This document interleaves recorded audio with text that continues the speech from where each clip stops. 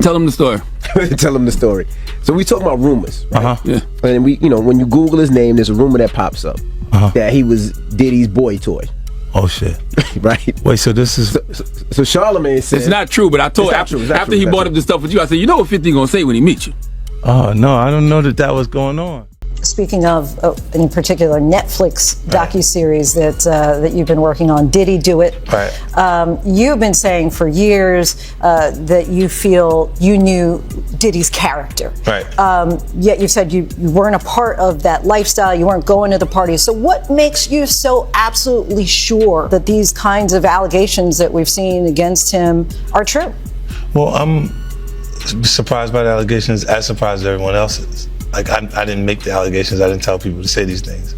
It comes out, I see it in the news like everyone else. But I did feel uncomfortable with the way you would present the idea of going to these projects. For years, the stories linking Diddy and Usher floated on the edges of public awareness.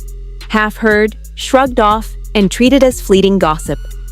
50 Cent's documentary shatters that perception, showing these whispers not as random chatter, but as threads woven into a larger web of influence and control.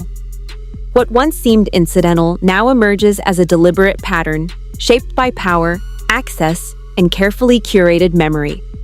When decades of silence stack up, it stops feeling accidental and starts looking like the very engine of the system itself. A quiet force guiding who rises, who falls, and who stays invisible. I just want to say, I know a lot of people want to hear these stories and everything like that, because this is stuff that happened back in the day. And then maybe that if they knew there was going to ever be a YouTube, or they knew there was going to ever be social media, a lot of the stuff probably wouldn't have got played out like it did. But things happen, and these are just stories from the past. I would like to use that as, what you call that? Just to clear the facts up what's going on. But it all started, we was in Atlanta. And this story starts when I'm with Puff and he's in exotic bookstores and he's doing shopping, right? He's shopping, getting his stuff and everything like that. So, this is the first time I was ever in an exotic bookstore with Puff. So, I'm giving him his space. He's taking things off the shelves and stuff like that, because they gave him a brown paper bag. When they gave him a brown paper bag, he was just putting stuff in there. So I said, damn, he got to go put it on the counter and, show everybody what he's getting. So as he going, I'm just looking at the places where he picking stuff from. So there's one part he picked up some things from up here on my left side. And then he picked like quite a few of them down. I'm like, okay. He put them in the bag. So when I went by there and I looked up there and it said butt plugs. And I was like, hey, yo. I was messing with him. Because people don't understand, we was like friends. He was a part of the same gang. So I'm still gonna tease him. I'm still gonna mess with him and everything like that. I could do that. It wasn't just no security thing. So I say, yo, what are you getting this for? And it said butt plugs, and he was like, yo, can I do my shopping by myself? I said, yeah, you could do it by yourself, brother. And he started walking and everything like that. So when he got I just waited at the counter. So when he got to the counter, he didn't even have to show the guy nothing. He just gave the guy a wad of money. At the heart of this story lies a moment that would shape everything. A teenage Usher, newly signed and fragile, is thrust into Diddy's orbit at the peak of his influence. Framed as professional growth, mentorship, and artistic advantage, the documentary slows that narrative to reveal the true cost. A child was dropped into an adult world where power dictated the rules and achievement became the only measure of worth. When success alone defines value, what becomes of the dangers and sacrifices that no chart can capture? He gave the guy a stack something like this. And Puff wasn't a dude that carried no 20s and no 50s and nothing like that. And I mean, like, he just said, boom. And we walked out the store. So we had to leave Atlanta and go to North Carolina for a show. You understand? And it was him, this rapper, Sarah, and this other girl. We all got on a G5 jet and we flew to G4 jet, and we flew to North Carolina. So later on that, I think that afternoon, same day, this rapper and him, they all in the room together. You know, it's Sarah, the girl, Puff, and this dude, this rapper. So I'm here at the door and stuff like that, like, yeah. So then next thing you know, somebody rang the doorbell. We had the presidential suite where we was at. So I opened the door and the dude said, yo, I'm here for my cousin. I said, who your cousin? And he said, Ja Rule. I said, well, he busy right now. He said, he busy doing what? I said, he with Puff, they're in the room, they busy, they don't want to be bothered. He said, well, I'm going in there. I said, bruh, you ain't going in there because he told me they don't want nobody to be bothering them. He was like, yo, I don't care, man, I'm going in there. That bull like that. I said, yo, bruh, Jesus Christ had to come down here and take the air out of my body before you get in that room right there. Watch. He tried to bum rush me. I grabbed his and threw him against the piano. When I threw him into the piano, Puff and Ja Rule runs out the room. Puff got his towel, Ja grabbing his towel, but they butt the naked. And so then Ja was like, yo, what's going on? Yo, G, that's my cousin. He know me well, you know, and Puff was like, yo, G, what happened? I said, he tried to get in the room. I told him he couldn't get in the room. And he was like, Puff looked at Ja. He said, yo, Ja said, you ain't want to go in that room because there's a lot of freaking going on. So I was like, oh, he said it was a lot of freaking going on.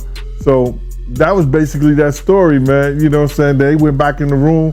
Dude felt a certain kind of way, and he left out.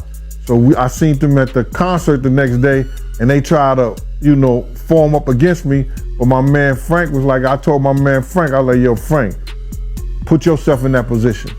Somebody trying to get in the room, and Ja told you don't let nobody get in the room. What would you do? Now, y'all can do whatever y'all want to do, man, but you know I ain't taking no losses.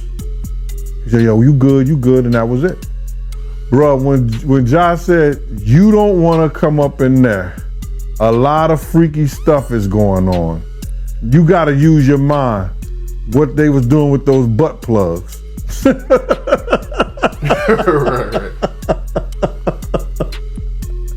Yeah, that was crazy. Yeah, it was real wild. When Usher reflects on that time, his words are measured, deliberate, and unfinished, hinting at a world he could not fully grasp, teasing at moments without ever spelling them out. The documentary reads that restraint not as guilt, but as the weight of experiences still unresolved. Here, silence is heavy, charged, and unavoidable. When someone consistently chooses what to leave unsaid, it raises a question. What hidden history are they carrying in quiet? And I lived with Sean Puffy Combs for a year. That's the crazy thing. Now, that was L.A. Reid's idea, right? We're sending you over to something called Puffy Flavor Camp. There you go. To learn Flavor Camp. Yeah, Flavor that's Camp. what it was called. And you're going to go to Puff Daddy's. He's going In the 90s. Do you understand what that's like? Puffy's place was like just filled with chicks and orgying like nonstop, right? No, not really. I mean, but hey, it was curious. I got a chance to see some things. Yeah, but you were 13. What were you seeing? I went there to see the lifestyle. Right. And I saw it. And it was but I don't know if I could indulge and understand what I was even looking at. It was pretty wild. So nobody tried to, some woman didn't come along. I didn't say that. Okay. I didn't say that. What I did say is that there were very curious things taking place. Uh-huh. And I didn't necessarily understand it. Uh-huh. Biggie Smalls was there. Biggie Smalls was there. Lil' Kim, Craig Mack. All these people are hanging around. Yeah, man. Faith Evans. And your parents Jodeci, were Mary okay? J. Blige. They didn't know nothing about this shit. Oh. I was having a good time. You know what I mean? Does he have you doing any chores? Are you doing dishes at all? I mean, to keep you humble somewhat? Or are you just like, can you stay up till 4 a.m. with them and party? I mean, I could. I actually stayed up longer than them. And do you have money? What's going on? I mean, I had like per diem. Yeah. I had like, what like a living. life. Yeah, it's pretty crazy. 14 years old. You're a dad now. Would you ever send your kid to Puffy Camp? Hell no. See? For decades, the industry has justified itself with a familiar line. Access to power is how stars are forged. Gatekeepers call these paths essential rites of passage, decisions made in the name of ambition and greatness. But the documentary pushes harder, asking whether mentorship without boundaries becomes exploitation, and whether vision without oversight turns into recklessness, especially when adults make irreversible choices for minors. In the end, who truly bears the weight of those consequences? And that's what was said. I didn't even have a name for the kid at the time. Then you heard, and that's what happened. And that's just, that's something that you heard. You don't know if it's true, you just heard it. So, and just to hear this, and this new thing where they saying that they got kids coming forward and said that he did that, man, that shit is crazy. And like I just said, that's just something that I heard. It's something that I didn't know. It's something that I ain't see. A lot of people want to, because Gene Deal has spoken on certain things that I've heard, I have spoken on it. But then they were just trying to say, I know. No, I'm not scared to say what I heard. And if there's any truth to it, then it's truth to it. Let them find it.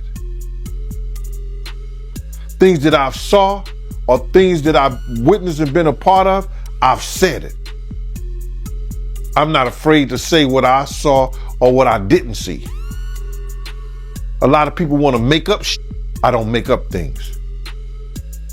When I say Puff go in the room with two girls, you understand, and another guy and a rapper, and then all of a sudden they cousin try to go in the room, I throw them up against the piano, they run out the room with grabbing towels and they naked. They still had two girls in the room. But people want to make up a lot of bullshit and say what they want to say and flip it the way they want to flip it. I tell it like it is. But you got these guys, you got these people out here, man, you know what I'm saying? All this shit is for entertainment, man. Some people want the truth, some people speak the truth. Some people don't even know the fucking truth. It'll smack them dead in the fucking face, brother. But I tell you one thing, it's from my mouth to God's ear. And all these clowns can say whatever they want to say. Like I'm just saying, he lived a rock and roll lifestyle when I was with him, bro. I don't know about his sex addiction and stuff like that. He was a totally different person, bro. When I try to tell people that, they don't understand that. He was probably doing some of the little snake doing some things and stuff like that, but the magnitude and what he was doing with the freak off parties and all like that, I didn't experience that with him. That was not my experience with Diddy or Puffy or Puff Daddy. That wasn't my experience with him. And you had no idea who Usher was when you heard about him? I didn't know who Usher was. The story expands with Justin Bieber, another young prodigy drawn into the same orbit at the same fragile age. Rapid discovery, meteoric rise, and close access to influential figures trace a strikingly familiar path. The documentary stops short of claiming they are identical cases. It highlights the pattern. When the same choices repeat across different talents, exposing the same vulnerabilities under the same hands, at what point does coincidence give way to deliberate design? Yeah, so as soon as you turn 16, you know what I'm saying, I'm gonna let you rock this every time you come in LA. Yeah, this gonna be yours. So every time you come in LA, it's a little dusty, but we'll get the front shot. Man. Minute. Woo. Okay. Okay. All right, so I'm gonna be driving this next year. Yeah, when you get 16, you come down there, you gotta, wear your seat. I mean, I'm 15. You could ride in the passenger seat. I got my permit. Not yet. No. All right, 16. You're not ready. Slow down. Let's slow down, Jess. Okay. Let's slow down. Okay. One step at a time. But yeah, the keys is yours when you get 16. You good to go. I'm good to go. Yeah. All right. And then when you get 18, you get the house. You get the mansion. Okay. I get the mansion. Yeah. So where are we off to now? Where would you like to go? I mean, Wherever you want to go. Where we go? So check this out, yo. Justin, you ever seen the movie 48 Hours? Right now, he's having 48 hours with Diddy, him and his boy. They're having the times of their lives, like, you know, where we hanging out and what we doing. We can't really disclose, but it's definitely a 15-year-old's dream. One resurfaced clip takes on outsized meaning. A teenager granted 48 hours with a powerful industry figure. The details deliberately vague and presented as innocent fun. The documentary lingers on that very framing. In worlds where authority is rarely challenged, secrecy, humor, and ambiguity become protective armor. Even without claiming what occurred, the setup exposes a deeper unease. Why was there ever a lack of clarity in the first place? Aubrey O'Day speaking out in the new Netflix Diddy documentary. We have heard Aubrey O'Day speak about Diddy for years, but never in great detail. But in this documentary, things are starting to change because she even exposed an email that she got from Diddy back in the day while working on Danity Kane. In this documentary, Aubrey O'Day starts reading old emails that she has from Diddy in March of 2008, which, mind you, is just months before she ended up being fired from Danity Kane in October of 2008. She is reading these very graphic emails, and it's showing in this documentary of Diddy trying to throw advances towards her. And Aubrey O'Day said also Diddy was sending intimate photos of his privates to her also with these emails. Aubrey O'Day starts reading this one specific email from Diddy where she claims that Diddy said, "I don't want to just F you, I want to turn you out. I can see you being with somebody that you tell them what to do. I make my woman do what I tell her to do, and she loves it. I just like to do things different. I'm going to finish watching this adult film and pleasuring myself. I'll think of you. If you change your mind, hit me." Aubrey O'Day does say that she believes that Diddy fired her from Danity Kane because she was refusing his Allegations of misconduct in shared spaces add a new layer, implicating not only potential wrongdoers, but also those who witnessed and stayed silent. The documentary frames that silence as its own kind of social contract, a hidden code that governs behavior within elite circles. They would automatically get in trouble for doing something like this, but she believes that Diddy didn't get in trouble because of who he was. Aubrey O'Day even went to talk about the environment that it was like working for Diddy, and she said it was very violent and hectic at times. And towards the end of this documentary, Aubrey O'Day starts getting very emotional, saying that she was contacted by a lawyer by somebody who was filing a lawsuit against Diddy. Now, whoever this person was that filed this lawsuit against Diddy wrote an affidavit and was claiming that they saw something back in 2005 of Aubrey O'Day being SA'd by Diddy and another person. The person that wrote this affidavit said that at the time Aubrey O'Day looked inebriated, like she wasn't even fully there, but claiming that she was 100% certain that it was Aubrey O'Day that she saw. Aubrey O'Day even said she got in contact with this person that was claiming to see these events happening, and that this person doubled down, saying she knows what she saw. Aubrey O'Day even said that this person that filed this lawsuit and wrote this information about her said, "You can even take it public. I will double down and stand right behind you." You can tell that Aubrey O'Day was obviously very shaken up by this. She said she has known about this accusation for over a year. She is claiming this is something that she has no recollection of, so she is really worried and wondering if something like this actually did happen to her, like this person is claiming. This is only one topic that I do want to talk about when it comes to the Diddy documentary. I feel like there's quite a few things that I want to talk about. But for now, y'all let me know what you guys think about all this. In a world where speaking up risks access and staying silent secures status, the most unsettling question isn't who acted, it's who deliberately looked away. When power can freeze a room, inaction itself becomes a statement, a silent form of participation that carries its own weight. The voice memos alone. I miss your legs. Your limp leg. Your limp leg. Damn. Not legs. Your limp leg. LEG. Yeah. Jeez. What straight grown man says that to another grown man? Because it sounds like the leg that he was referring to was his pee-pee skirt. God damn. And again, we're bouncing around, but for Lil Rod, that whole part right there where he stated, they would all just be drinking, and then all of a sudden everyone's out of it, and he would wake up with women next to him. Sometimes he'll wake up with Diddy next to him, not remembering what happened the night before. Yeah. That's as wild as it gets, man.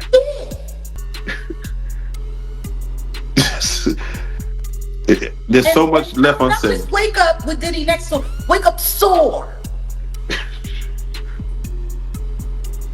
But I'm tripping, all right? I'm tripping. I mean, that's what the whole world went around saying. By the end, 50 Cent's documentary doesn't demand judgment. It asks viewers to watch how systems protect themselves. Whispers only become records when someone bears the cost of speaking out. Until that moment, power thrives on delay, doubt, and distance. If these stories stayed buried for years, the real question isn't just what happened, but what conditions allowed them to remain untouchable for so long. When you see the Eric Sermon discussion about Misa, and it seems like Diddy's just out there to take everyone's girl. It seems like if you got her, I want her.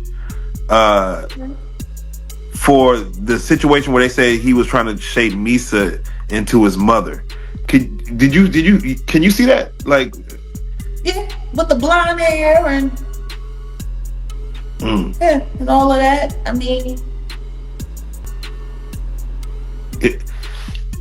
somebody really asked a question: what kind of man puts his hands on his mother? The same kind of man that parties with his mom, the same kind of man who kisses his mom in the mouth, the same kind of man who seems to have accurate knowledge that his elderly mother can put both of her hands, her palms, on the floor and while she's standing up, bent over. Oh damn! I ain't seen that one. Oh. You never seen the Instagram video where he was talking about how his mom is still young and spry and how she still liked to party and how they was getting a IV drip? Oh.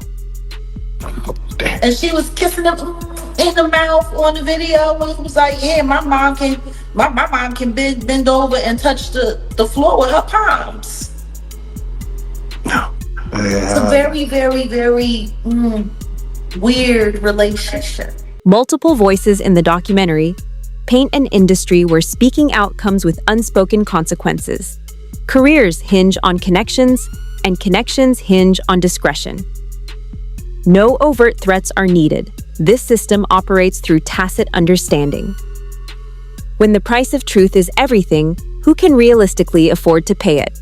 I think I told you about that. One time, him and somebody, him, Sarah, and this young girl flew from Atlanta, and they, and flying from Atlanta, we had this artist with us, right? And we were staying in the presidential suite at the hotel. And this particular artist and Puff, they told me, don't let nobody come in the room. So I said, all right, cool.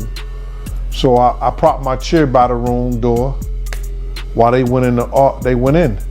So this artist's cousin knocked on the door. So I went to him and I let him in because I knew him, I see his face and everything. I seen his face several times before. He said, yo, I gotta speak to my cousin. And I said to him, well, they busy right now, man, and they told me don't let nobody come in the room. He said, yo, I'm going in the room to get my cousin out.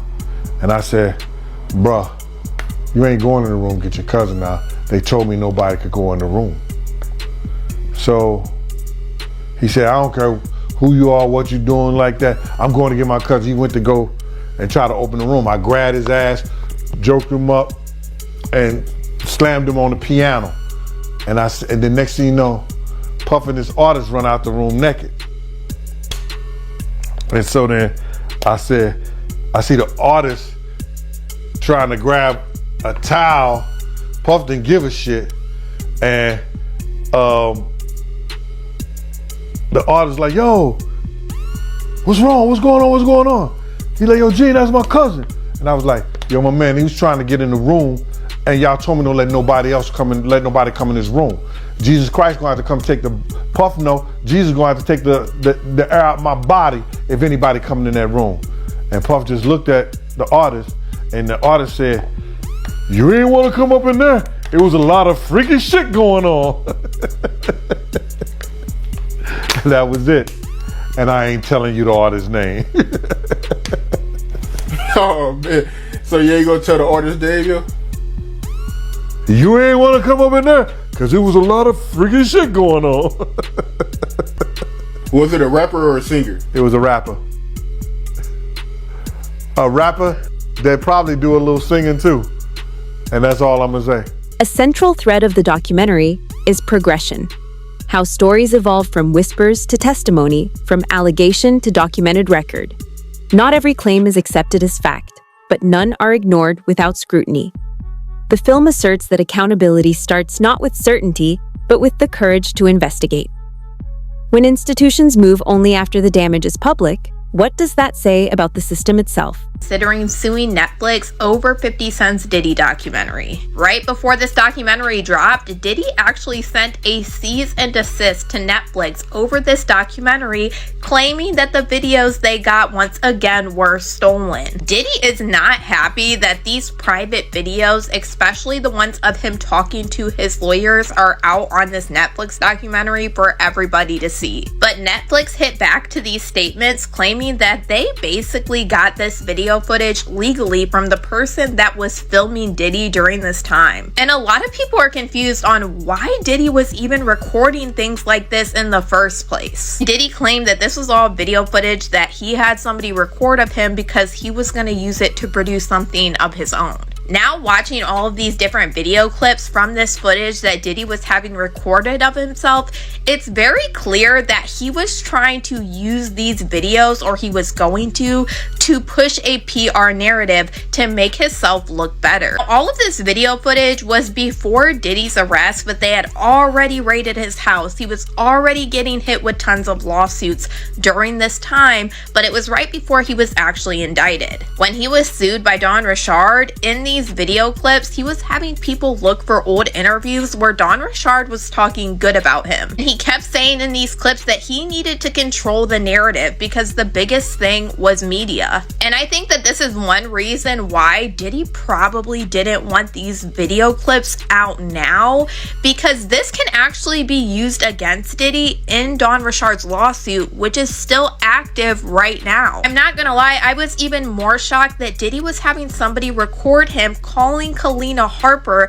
telling her to make a public statement for him after Don Richard sued him. Which, mind you, once again, this video clip she could use in her lawsuit against Diddy, and it wouldn't make him look very good. What's even crazier is this is some of the stuff the prosecutors brought up before Diddy's trial even happened, but after he was arrested, and one of the reasons why Diddy kept getting denied bail. So in my opinion, it was very bold for him to be recording this situation, because mind you, during this time Diddy knew he was under investigation by the feds. They had already raided his house. He just wasn't legally indicted and took to jail yet. It was just a couple of days away. Throughout this process, even during the trial, you would have heard Diddy's lawyer claim that Diddy... In its final movement, the documentary pulls back to confront the largest question of all. These stories weren't hidden for lack of witnesses. They stayed buried because the system was built to contain them. Power postponed scrutiny, success muted doubt, and silence filled every gap. If the truth took decades to emerge, the question is no longer only what happened, but whether the system that allowed it has ever truly changed.